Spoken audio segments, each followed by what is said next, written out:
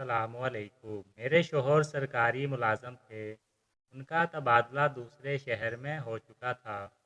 मैं भी उनके साथ दूसरे शहर आ गई। ये शहर मेरे लिए नया ज़रूर था लेकिन बहुत अच्छा था। दूसरे शहर जाने के बाद शुरू के 2 दिन हमने एक होटल में गुजारे थे। पहली रात अजनबी जगह, अजनबी माहौल और अजनबी चेहरों के दरमियान कुछ अजीब सा लग रहा था। 2 दिन के बाद हमें सरकारी रिहाइश मिल चुकी थी। ये जगह बहुत पुरसकून थी। यहाँ पहले से 2 फैमिली रहती थी। एक फैमिली के साथ एक बेटा और 2 बेटियाँ थीं और दूसरी फैमिली के साथ बस उनकी एक बेटी थी। उन्होंने बहुत खुश दिली से हमारा इस्तकबाल किया। हमें बहुत अच्छा लगा। वक्त गुजरता रहा। शहर का माहौल सख्त ज़रूर था लेकिन बहुत पुरअमन था।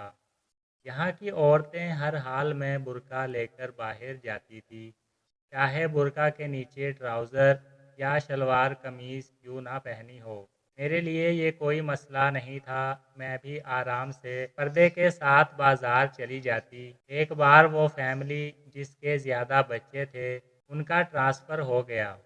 अब पूरे गेस्ट हाउस में सिर्फ मैं और मेरा शौहर रह गए थे। साथ चंद मुलाजम थे जिनमें बावर्ची। इसी दौरान मेरा तारुफ एक खातून से हुआ। वो खातून वहाँ पर सिक्योरिटी इंचार्ज की बीवी थी। एक प्राइवेट स्कूल में प्रिंसिपल थी। वो बहुत आज़ाद ख्याल और दिल की साफ औरत थी। वो स्मार्ट सी लड़की, बहुत तंग लिबास पहनने वाली और हर वक्त मुस्कुराने वाली थी। वो अक्सर मेरे पास आती और काफ़ी वक्त मेरे साथ गुजारती।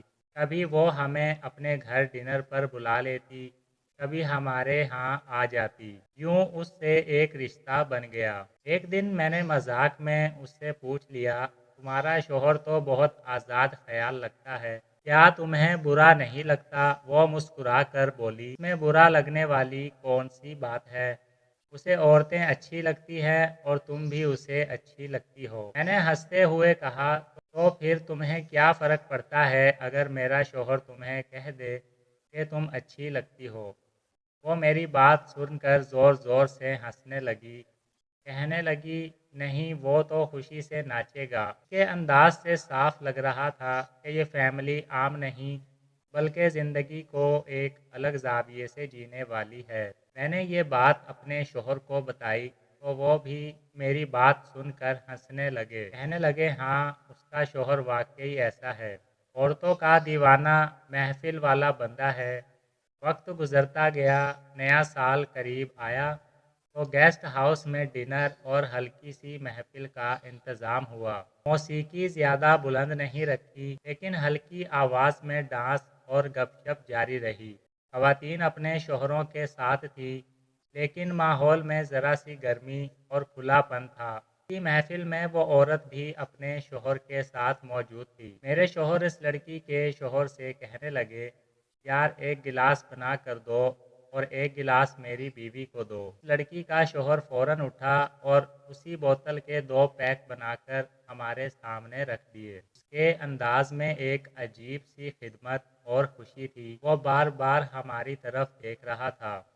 कभी प्लेट में खाना डाल कर देता, कभी गिलास पर रख कर देता। रात गहरी हो चुकी थी। महफिल चल रही थी लेकिन मुझे नींद सी आने लगी।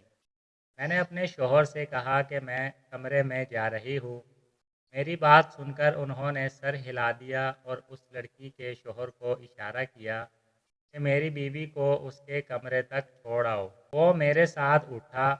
हम दोनों हाल से बाहर आए। कमरे तक पहुँचने पर मैंने उसका शुक्र अदा किया लेकिन वो इसरार करने लगा कि अंदर तक छोड़ कर जाएगा।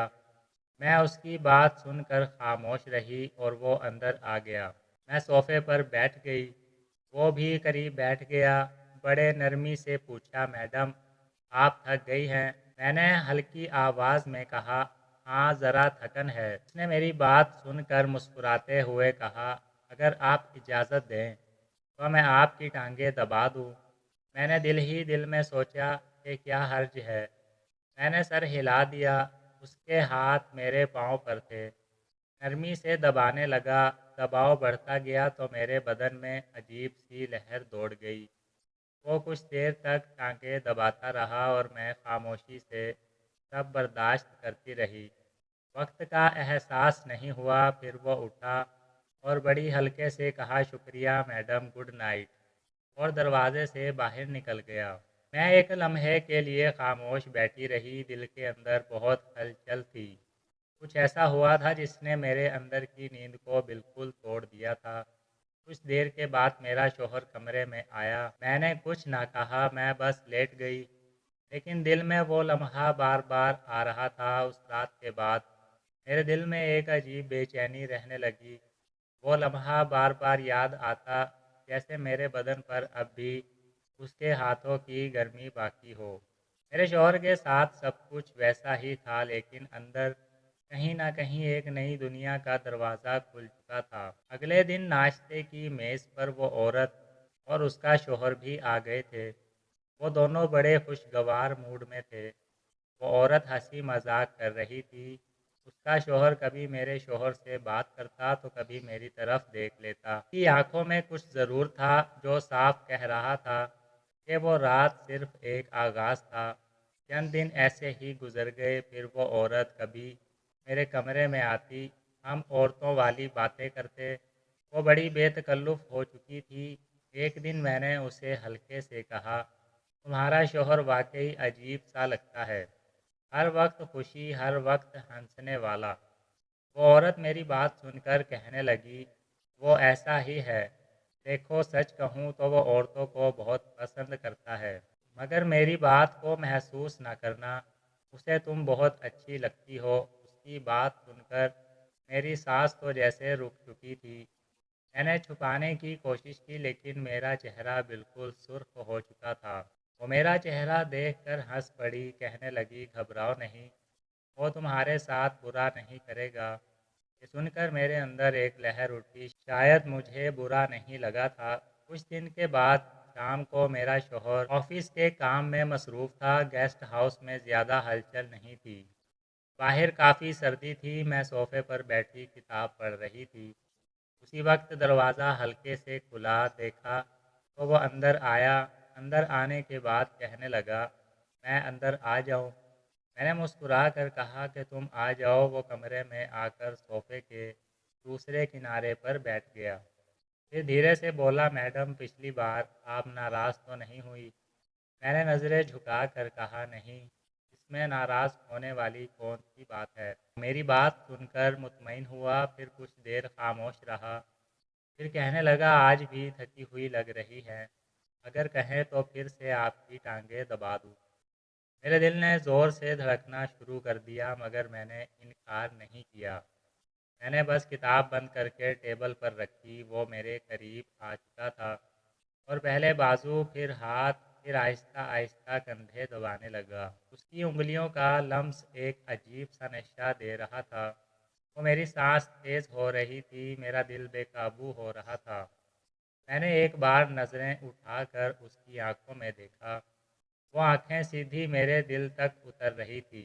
تھوڑی دیر ایسے ہی گزر گئی، پھر اس نے رک کر دھیرے سے کہا، آپ چاہیں تو میں چلا جاؤں؟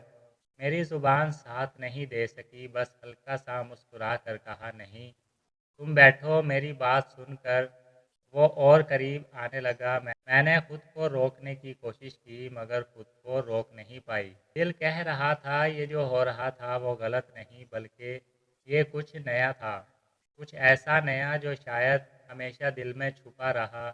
وہ لمحہ ایسا تھا کہ میرا پورا وجود کانپ رہا تھا، اور میں یہی چاہتی تھی، ہم دونوں کے دل کی دھڑکن صاف سنائی دے رہی تھی۔ میرا دل چاہ رہا تھا کہ وقت یہیں رک جائے۔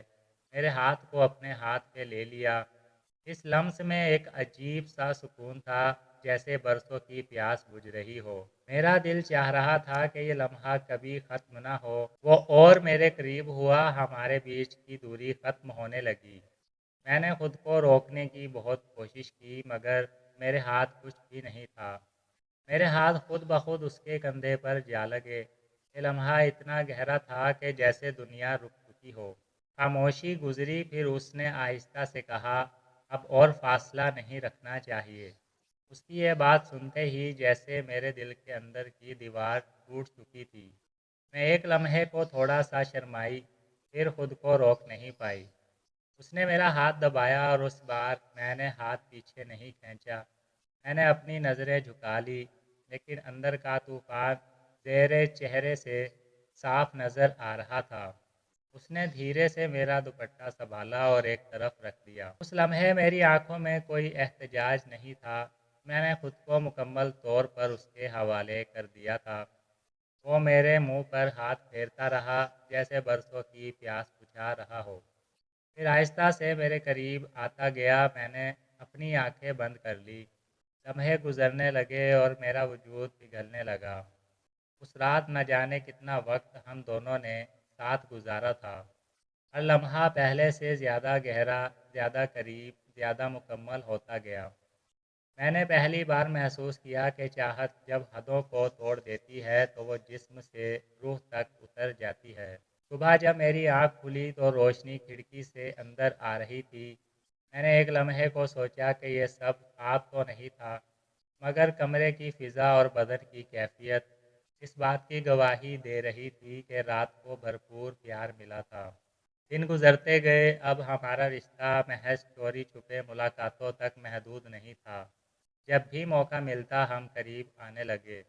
اس کی بیوی کو ساری بات کا پتہ تھا، مگر حیرت کی بات یہ تھی کہ اسے کچھ بھی برا نہیں لگتا تھا، بلکہ کئی بار اس کے لہجے میں ایسا اشارہ ملتا تھا جیسے وہ جان بوجھ کر اس سب کو ہونے دے رہی تھی۔ شاید وہ دونوں زندگی کو اسی طرح کھلے انداز میں جینے کے عادی بن چکے تھے۔ دوستو، ویڈیو اچھی لگی ہو تو ویڈیو کو لائک اور میرے چینل کو سبسکرائب ضرور کیجیے گا، اور اپنا بہت سارا خیال رکھیے گا۔ ملتے ہیں اگلی ویڈیو کے ساتھ، تب تک کے لیے اللہ حافظ۔